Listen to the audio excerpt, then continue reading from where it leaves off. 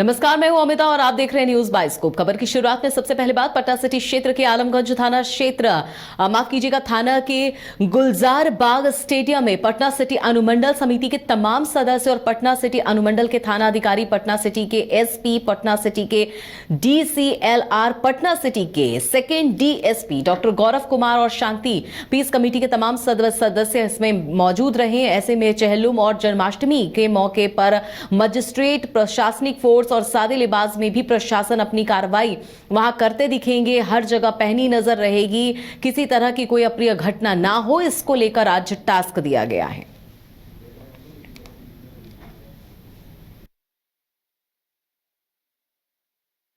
पे डिटेल में डिस्कशन हुआ है चेहल्लुम में क्या क्या व्यवस्था करना चाहिए और क्या क्या परेशानियां थी, वो सबको नोट किया गया है और जिस पे प्रशासन और पुलिस का जो कार्रवाई है वो किया जाएगा, वो सब चीज़ नोट किए हैं।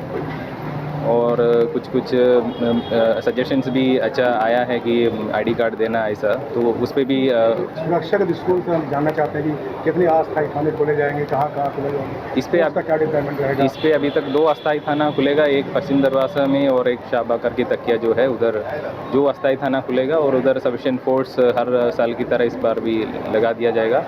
और हम सभी संवेदनशील जगह में पुलिस और प्रशासन का लोग रहेंगे और सफिशिएंट फोर्स सिटी में डिप्लॉय किया जाएगा। देखिए, पटना सिटी में अक्सर जो है हम लोग हर एक जो पर्व होता है उसके पहले शांति समिति का मीटिंग करते हैं और हर एक थाना में शांति समिति का मीटिंग होता है, उसके अनुमंडल में शांति समिति का मीटिंग होता है और ये बहुत ज़्यादा इंपॉर्टेंट और महत्वपूर्ण ये मीटिंग होता है। इसमें सारी जो भी मुद्दे हैं और जो भी दिक्कतें हैं और कैसे कैसे हम लोग इसको कंडक्ट करवाएंगे, उस सब चीज़ के बारे में चर्चा होती है। देखिए, हर एक जुलूस तकरीबन जो है हमारे माल सलामी चौक और खाजकला में तकरीबन जो है 35 जुलूस जो है यहाँ से निकलेगी और उसमें सारे जो ऑफिसर्स, जैसे कि आप लोगों को पता है कि हमारे हर एक थाना से ऑफिसर्स जो हैं वो टैग होंगे हर एक जुलूस में और सबकी वीडियोग्राफी होगी जुलूस की। उसके साथ साथ सीसीटीवी जो है इंस्टॉल कराया जा रहा है चप्पे चप्पे पे और उसके ड्रोन से भी इसका मॉनिटरिंग होगा।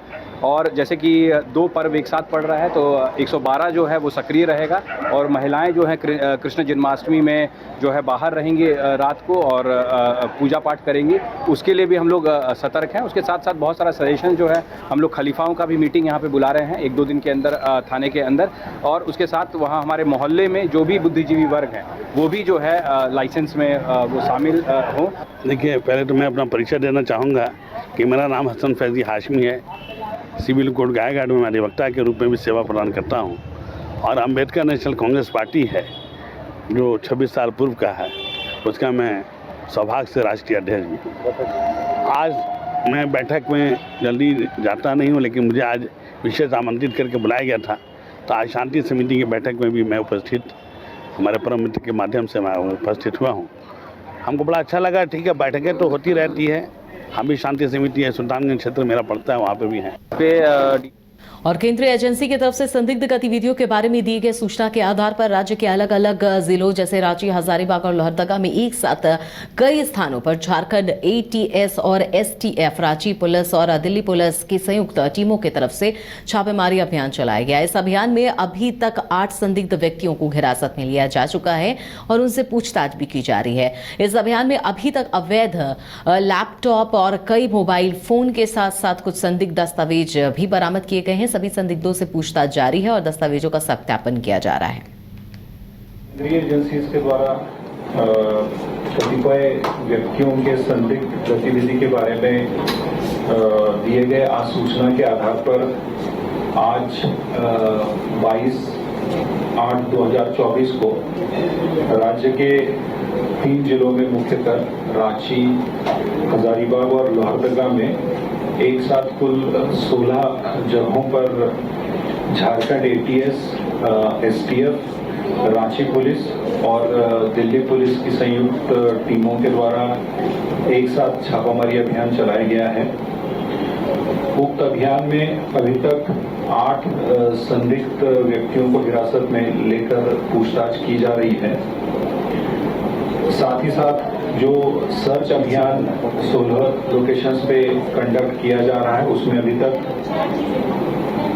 कुछ अवैध हथियार, लैपटॉप्स, मोबाइल फोन्स, इसके अलावा कुछ संदिग्ध दस्तावेज बरामद किए गए हैं। इन सभी संदिग्ध व्यक्तियों से अभी पूछताछ की जा रही है। साथ ही साथ जो दस्तावेज बरामद हुए हैं उनका सत्यापन किया जा रहा है और उस बेसिस पे अग्रतर छापामारी अभियान भी। राजधानी पटना शहर में जहां पुलिस ने नशे के खिलाफ स्पेशल ड्राइव चलाया है। पिछले 24 घंटे में चलाए गए स्पेशल ड्राइव के तहत पुलिस ने 176 लोगों को नशे के धंधे के कारोबार में लिप्त होने के आरोप में गिरफ्तार किया है। इस मामले को लेकर अलग अलग स्थानों में 54 केस दर्ज किए गए थे। पटना के सिटी एसपी ईस्ट ने इस बात की जानकारी देते हुए कहा है कि स्पेशल ड्राइव के दौरान गांजा, भांग समेत कई नशीली चीजें जब्त की गई हैं। देखिए, लगातार ये सूचना विभिन्न जगहों से मिल रही थी कि पटना जिला अंतर्गत जो है विभिन्न जगहों पर, जिसमें पार्क, पब्लिक प्लेस वगैरह आदि जगहों पर जो है ये नशीले पदार्थों के सेवन के संबंध में सूचना जो है लगातार प्राप्त हो रही थी, जिसके संबंध में पटना पुलिस के द्वारा कल जो है एक समकालीन अभियान, एक स्पेशल ड्राइव चलाई गई, जिसमें सभी नगर पुलिस अधीक्षक, सभी अनुमंडल पुलिस पदाधिकारी और सभी थानाध्यक्ष और उसके अलावा जितने भी हमारे यहाँ पे और पुलिस निरीक्षक कोटि के पदाधिकारी जो अन्य जगहों पर पदस्थापित हैं, उन सभी का इसमें उपयोग किया गया। और उस समकालीन अभियान में कल शाम को 5 बजे से लेकर 9 बजे तक जो है लगातार पुलिस के द्वारा विभिन्न जगहों पे औचक जो है रेड की गई, सभी पब्लिक प्लेसेस पे। उसमें मेन उद्देश्य ये था कि जो लगातार ये क्राइम के बारे में जब इसको स्टडी किया गया तो पाया गया कि जो नशीले पदार्थों का सेवन करने के बाद जो है मोबाइल स्नैचिंग की घटनाएं, चोरी की घटनाएं, फायरिंग की घटनाएं में जो है वो घटित हो रही है। इस संदर्भ में पूरे पटना पुलिस के द्वारा कल जो अभियान चला उसमें टोटल 176 जो है हमारे द्वारा गिरफ्तारियां की गई है। उसमें 54 प्राथमिकी जो है विभिन्न थाना क्षेत्रों में, पूरे पटना के जितने भी थाना क्षेत्र हैं में 54 एफआईआर जो है नशीले पदार्थों के सेवन और जो सप्लाई करने वाला है उसमें जो है 54 एफआईआर हमने कल दर्ज की है। उसके साथ साथ स्मैक 30 ग्राम स्मैक हमने पूरे पटना में अलग अलग थानों से जो है उसमें छोटी बड़ी मात्रा में बरामद किया है।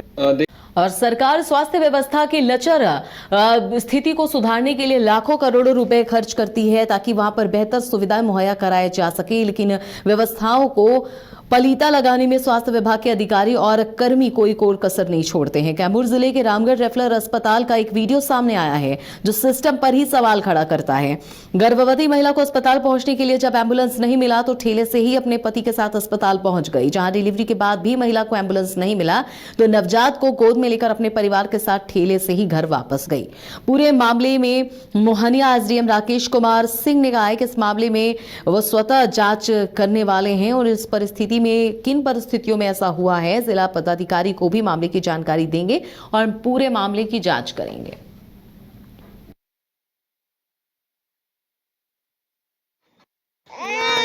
हमने के ले जाए ना जा सगोरे से ले आए ना जा। अच्छा, कहाँ आई थी?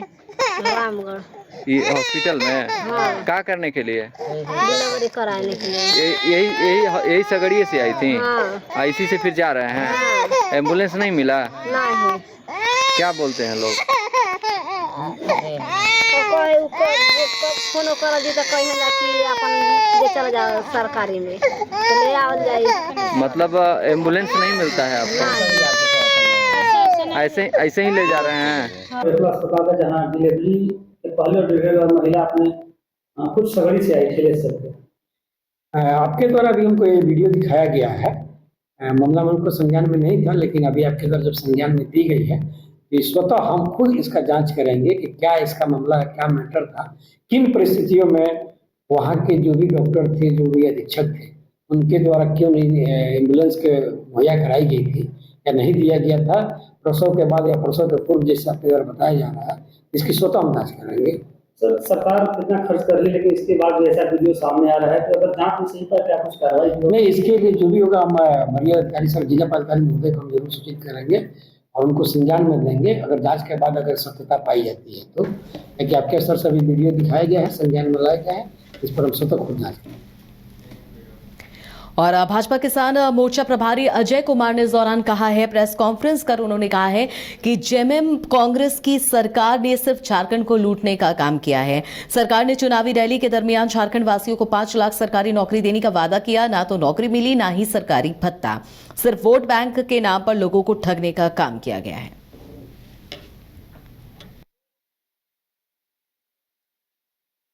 जैसा कि हम लोग सब जानते हैं कि 23 तारीख को भारतीय जनता युवा मोर्चा ने प्रदेश में मुख्यमंत्री का घेराव करने का 23 अगस्त को निर्णय लिया है।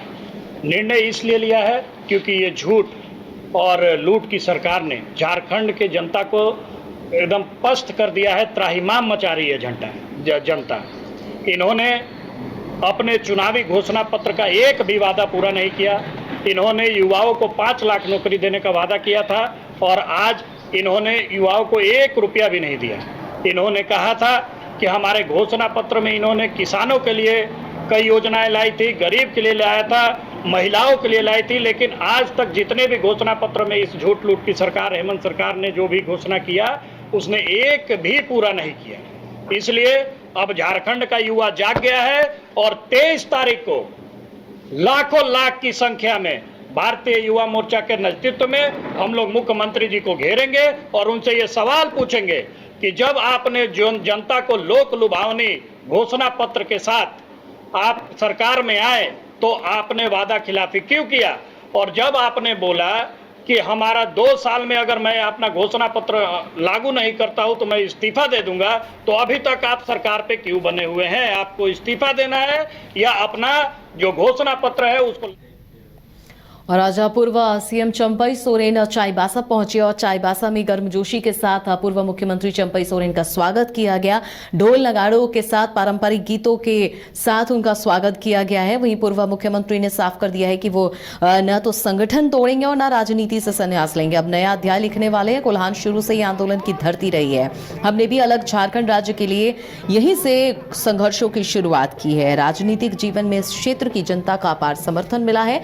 सरकार से नाराजगी के बाद भी मंत्री पद पर बने रहने के सवाल पर उन्होंने फिर वही जवाब दिया कि थोड़ा सब्र करें, इसका जवाब मिल जाएगा। उन्होंने कहा कि सब्र का फल मीठा होता है।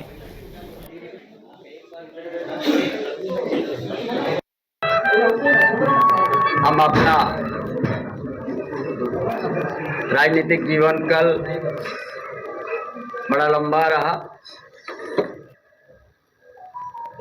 और हम कुछ वर्तमान नया अध्याय हमने शुरू करने जा रहे हैं। हमने पूरा देश को अपना सोच, अपना विचार पोस्ट करके हमने अपना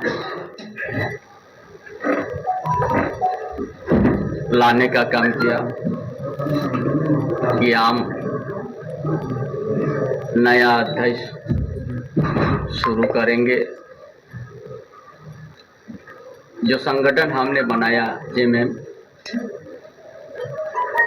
उसको नहीं तोड़ेंगे। पहले हम सोचे थे संन्यास लेंगे, लेकिन कल हमने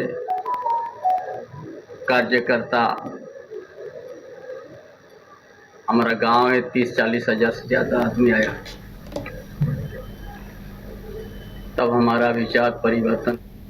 पाकुड़ सदर अस्पताल में 25 वर्षीय महिला के सीजर के एक दिन के बाद ही मौत हो गई। महिला हिरनपुर प्रखंड अंतर्गत बड़तल्ला गांव की रहने वाली थी। परिजनों ने अस्पताल पर लापरवाही का आरोप लगाते हुए जमकर हंगामा भी किया है। साथ ही पाकुड़ दुमका मुख्य सड़क हॉस्पिटल गेट के सामने सड़क को जाम कर दिया। मिली जानकारी के अनुसार 20 अगस्त को गर्भवती महिला को सदर अस्पताल में भर्ती कराया गया था। 21 अगस्त को डॉक्टर ने सीजर किया था, जहां बेटी की जन्म हुई थी। वहीं आज महिला की मौत हो गई है, जिसको लेकर परिजनों ने अस्पताल पर लापरवाही का आरोप लगाते हुए कार्रवाई की मांग की है।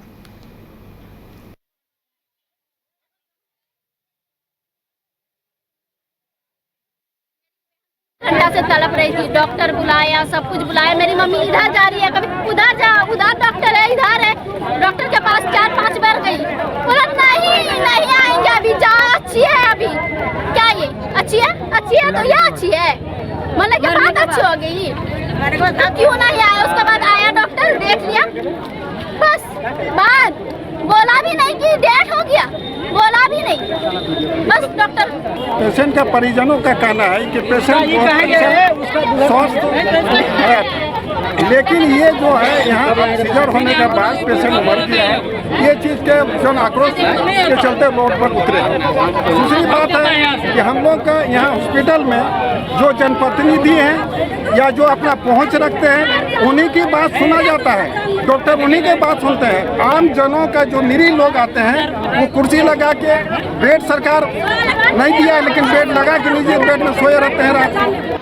ऐसा बिल्कुल भी नहीं है, क्योंकि हम लोग जो है इस पर निराधार जो भी होता है, जिनका कि नॉर्मल डिलीवरी संभव नहीं होता है, उनको जो है हमारे लेडी डॉक्टर हैं और सब काफ़ी देखने के बाद ही उनको ये करती हैं। तो किसी ये नहीं होता है कि हाँ पैसे के कारण ही किसी का सीजर किया जाता है, पैसे का कोई वैसा ये नहीं है। और जहाँ तक दवाई है, हमारे पास पर्याप्त जो है दवाइयाँ हैं और हमारे CS सर से सब तुरंत कहा हुआ है कि जो भी हमारे ऑपरेशन से संबंधित जितनी दवाइयाँ हैं वो किसी भी त्वरित रूप से जो है उसको उपलब्ध कराया जाता है। तो कि ऑपरेशन के लिए बाहर से दवाई खरीदने की कोई आवश्यकता नहीं पड़ती है और अभी भी किसी भी वैसा नहीं है कोई दवाई जो अनुपलब्ध है और उसको जो है बाहर से लाने की जरूरत पड़ती है।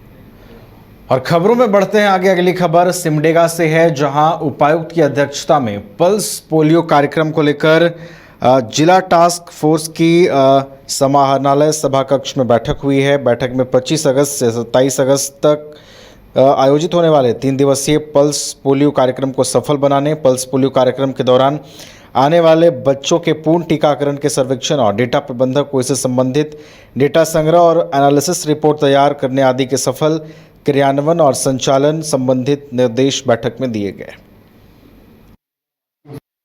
सभी सिमडेगा वासियों से अपील है कि दिनांक 25 अगस्त 2024 रविवार को 0 से 5 वर्ष तक के सभी बच्चों को राष्ट्रीय पल्स पोलियो कार्यक्रम को सफल बनाने हेतु अपने नज़दीकी पोलियो बूथ पर ले जाएं और पोलियो की खुराक अवश्य पिलाएं और राष्ट्र को पोलियो मुक्त रखने में अपना सहयोग प्रदान करें। 2 बूंद हर बार, पोलियो पर जीत रहे बरकरार। और नवादा जिले के लिए एक अच्छी खबर है, क्योंकि नवादा वासियों को अब जाम की समस्या से मुक्ति मिलती हुई नजर आएगी, क्योंकि रेलवे ओवरब्रिज बनने की केंद्र और राज्य सरकार की जो योजना है वो अब सफल होती हुई दिखाई दे रही है, क्योंकि राज्य सरकार की ओर से इसे हरी झंडी मिल गई है। नवादा जिला प्रभारी मंत्री प्रेम कुमार ने प्रेस कॉन्फ्रेंस कर ये जानकारी दी है। परिसदन में प्रेस वार्ता कर उन्होंने ये जानकारी दी। इस दौरान भाजपा कार्यकर्ताओं और जदयू कार्यकर्ताओं ने प्रभारी मंत्री प्रेम कुमार का जोरदार स्वागत भी किया। का प्रचालन किया गया। हमारे भारतीय जनता पार्टी के जिला अध्यक्ष, जिले के पदाधिकारी, कार्यकर्ता बड़ी संख्यात्मक संख्या में हमारे यहाँ हैं। इस बार चुनाव जीते हुए हमारे MP बदल गए थे, हमारे विधायक बात बदल गए हैं, तो उससे मार गए। तो देख रहे हैं कि यहाँ के संगठन जो हमारा है काफी एक्टिव, सभी कार्यकर्ता काफी एक्टिव रहते हैं और जन समस्याओं को लेकर जब प्रधानमंत्री हमारे सामने विषय लाया गया था ROB के बारे में, और हम लोगों ने तुरंत की बैठक में हमने सुपारिश किया था, रेल मंत्रालय को भेजा गया और रेल मंत्रालय को प्रदान कर दी और बिहार सरकार का अप्रूवल ले आए और स्वीकृत हो गया करके हम धन्यवाद देंगे अपने कार्यकर्ताओं, जिला अध्यक्ष को धन्यवाद देंगे, प्रशासन को धन्यवाद देंगे, अपने विधायक को धन्यवाद देंगे और यहाँ के नागरिकों के प्रयास से रेल मंत्रालय ने बिहार सरकार ने घोषणा किया है। इसके लिए हम नवादा वासियों को रेल मंत्री जी को, प्रधानमंत्री जी को हम बिहार के मुख्यमंत्री को बधाई।